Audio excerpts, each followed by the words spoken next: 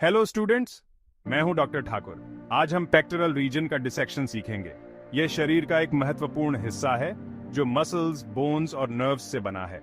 यह हमारे शोल्डर और अपर लिम्ब की मूवमेंट और स्टेबिलिटी में योगदान देता है।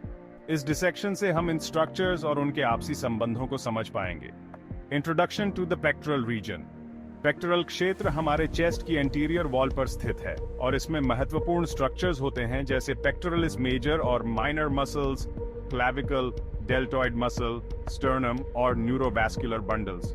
यह क्षेत्र शोल्डर जॉइंट की मूवमेंट, अपर लिम्ब की स्टेबिलिटी और थोरैसिक ऑर्गन्स की सुरक्षा में महत्वपूर्ण भूमिका निभाता है। Objectives of pectoral region dissection.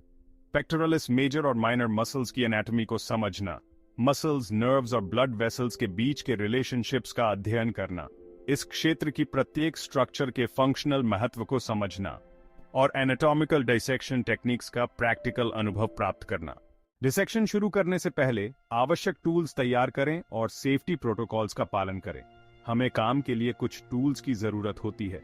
नए ब्लेड के साथ scalpel, dissecting scissors, forceps, blunt और rat tooth, dissecting probes, blunt और शार्प, डिसेक्टिंग नीडल्स, हीमोस्टैट्स, मापने के उपकरण, रूलर और कैलिपर। जितने जरूरी टूल्स हैं उतने ही जरूरी हैं safety measures. Gloves, lab coat और सेफ्टी ग्लासेस जरूर पहनें। डिसेक्शन एरिया को अच्छी तरह से वेंटिलेट रखें। Step by step dissection of the pectoral reason. Cadaver को सुपाइन स्थिति में डिसेक्शन टेबल पर रखें। सरफेस लैंडमार्क्स की पहचान करें जैसे क्लैविकल, स्टर्नम और anterior axillary fold. Initial incisions, jugular notch से लेकर ज़ीफॉइड प्रोसेस तक मिड लाइन इंसिजन लगाएं। इंसिजन को क्लेविकल और कॉस्टल मार्जिन के साथ लैटरल दिशा में बढ़ाएं। स्किन और सबक्यूटेनियस टिश्यू को हटाएं ताकि पेक्टोरल फैशिया एक्सपोज हो सके। Exposing the pectoralis major muscle. Pectoral fascia को सावधानी पूर्वक हटा दें ताकि पेक्टोरालिस मेजर मसल एक्सपोज हो सके। इस मसल के ओरिजिन और इंसर्शन पॉइंट्स को पहचानें। Reflecting the pectoralis major muscle.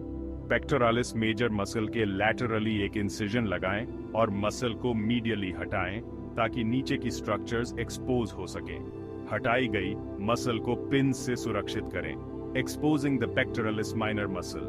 Reflected pectoralis major के नीचे पेक्टोरालिस माइनर मसल की पहचान करें। इस मसल के ओरिजिन और इंसर्शन पॉइंट्स का अध्ययन करें और इसे लैटरल दिशा में हटाएं।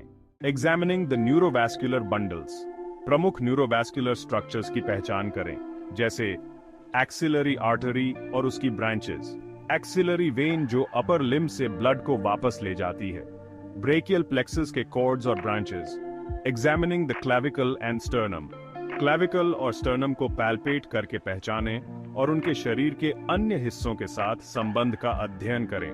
क्लैविकल और स्टर्नम के जॉइंट्स का अध्ययन करें जैसे स्टर्नोक्लैविकुलर और एक्रोमियोक्लैविकुलर जॉइंट्स।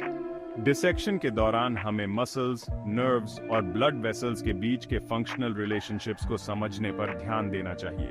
पेक्टोरल मसल्स ह्यूमेरस की फ्लेक्शन, एडक्शन और मीडियल रोटेशन में महत्वपूर्ण भूमिका निभाती हैं। इस प्रकार पेक्टोरल रीजन का डिसेक्शन कंप्लीट होता है। नेक्स्ट क्लास में शोल्डर रीजन के बारे में देखेंगे। तब तक के लिए हैप्पी लर्निंग। वीडियो अच्छा लगे तो लाइक करें, कमेंट एंड सब्सक्राइब जरूर करें। धन्यवाद।